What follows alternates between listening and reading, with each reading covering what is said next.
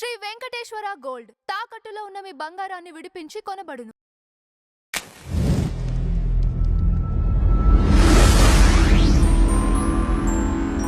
నమస్కారం గురుదేవ. నమస్కారం. అసలు కోరిక తీర్చే పూజ ఏమిటి? ఎందుకంటే ఈ రోజుల్లో అందరూ కూడా ఈ పూజ చేసుకో ఈ కోరిక నెరవేరుతుంది, ఈ పూజ చేస్తే ఈ పని అవుతుంది అనే ప్రచారం ఎక్కువ జరుగుతుంది. సనాతన ధర్మం అంటే కోరికల కోసం పుట్టిందా? సనాతన ధర్మంలో దేవుళ్ళు కోరికలను చేస్తుంటారా? పూజ, భక్తి అనేటువంటిది ఒక భావన తప్ప కోరికలు తీర్చుకోవడానికి కాదు అసలు. ఓకే. కోరికలు తీర్చుకోవడం అంటే ఏంటి? మనం ఇంకొకరిని కోరుతున్నామా అంటే ఆయన తీర్చాలి మన కోరిక, అంతే కదా. మనం ఒక మూర్తిని పెట్టుకుని నేను ఏం చేస్తే ఏంట్లే నీకు ఇదో పండు పెట్టాను నా కోరిక తీర్చాయి, లేకపోతే నువ్వు పువ్వు ఇచ్చాను నీ కోరిక తీర్చాయి, నాకేమీ లేదు ఏదో నీళ్ళు జల్లని మీద నువ్వు నా కోరికలు తీర్చాయి. అసలు ఆ భావనలోనే ఒక రకమైనటువంటి వ్యత్యాసం మనకు తెలిసిపోతుంది కదా.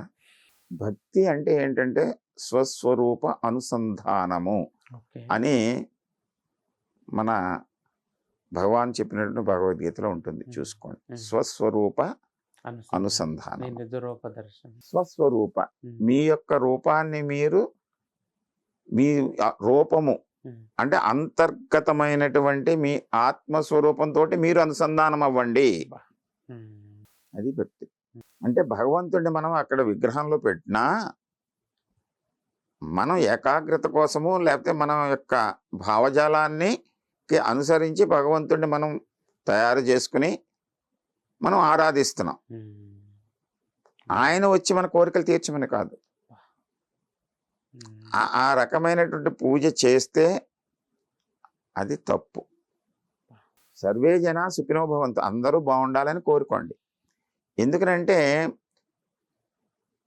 అక్కడ ఒక మూర్తిని పెట్టేసి నేను నీకేదో చేస్తాను నువ్వు నాకు చెయ్యి అనేటువంటిది ఆయన అక్కడ పెట్టకు. నువ్వు నీలో నువ్వు అంతర్ముఖులవై చూసుకో అని చెప్పాడు. కోరికలు తీర్చడానికి కాదు భగవంతుడు ఉంటా, సృష్టి క్రమాన్ని నడపటానికి. ఆ సృష్టిలో మన అంతర్భాగం, మన కర్మానుసారం మనం ఏదైతే పొందాలని ఉంటుందో అది పొందుతాం, అంతే.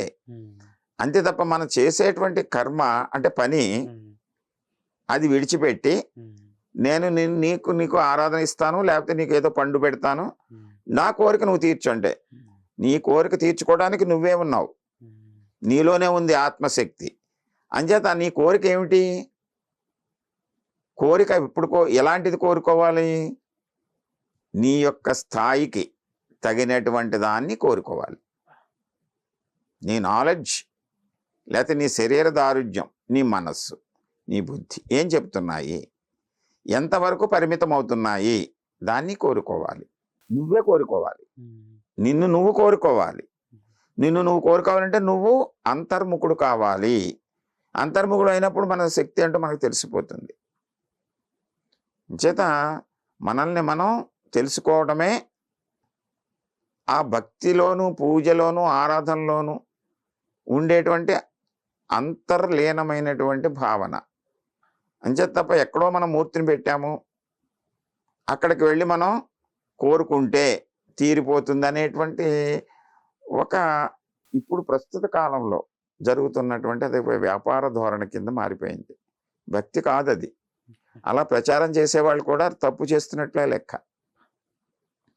నిన్ను నువ్వు తెలుసుకో, నీ స్థితి ఏమిటో తెలుసుకో, దానికి తగిన విధంగా నువ్వు ప్రయత్నం చెయ్యి, అంతే తప్ప కోరుకోవటం అనేటువంటిది వచ్చేసరికి మనస్సు కోరికల పుట్ట, అలా కోరికలు పెరిగిపోతూ ఉంటాయి. మన స్థాయిని మించి కోరేసి నాకు ఇచ్చేయంటే ఎలా వస్తుంది? ఒకవేళ నిజంగా అలా ఇచ్చినా మనం భరించగలమా? భరించలేం. ఎంచేత మనం ఎవరి కోరికలను భగవంతుడు ఇచ్చేస్తాడు. మనకి పురాణాల్లో ఉంటాయి కోరికలు. భస్మాసురుడు అనేటువంటి వాడు శివుణ్ణి కోరుకుంటాడు. వాడు ఏం కోరుకున్నాడు? నేను ఎవడి నెత్తిమి చేయబెట్టినా సరే భస్మం అయిపోవాలన్నాడు. అది వాడి యొక్క నీచమైనటువంటి లక్షణానికి ప్రతీక, అహంకారానికి ప్రతీక. ఇచ్చేశాడు భగవంతుడు. కానీ ఏమైంది? వాడే నాశనం అయ్యాడు. అంటే భగవంతుడు ఆ మార్గాన్ని కూడా మళ్ళీ రెడీ చేసి పెడతాడు. అంటే మన నెత్తి మీద మనమే చేయబెట్టుకుంటా స్థితికి తీసుకొచ్చాడు వాడిని. వాడే నాశనం అయ్యాడు. అంచేత మనం మన స్థాయిని మించి కోరుకోకూడదు. అలాగే ఎదట మనిషి నాశనం అయిపోవాలనే కోరుకోకూడదు. ఇప్పుడు వచ్చే టీవీ సీరియల్స్లోను వాటిల్లోనూ అన్నిటిలో కూడా ఒకళ్ళ మీద ఇంకొకళ్ళు విజయం సాధించడానికి, వాళ్ళు చనిపోవడానికి కూడా పూజలు చేయించే వాళ్ళు ఉన్నారు ఇప్పుడు. సీరియల్స్లో చూస్తున్నాం.